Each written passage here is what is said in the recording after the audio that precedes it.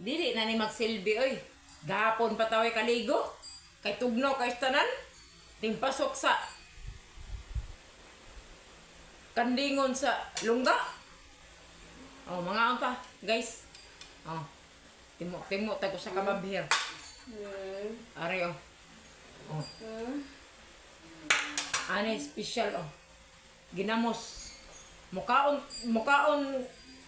tag ginamos kay dahil ra ingon paghila sa Dios now mukaon ginamos marabadili na yung nog bantol.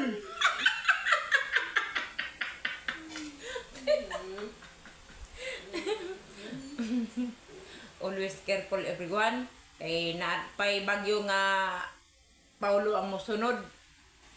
Mag-amping yun ang tanan.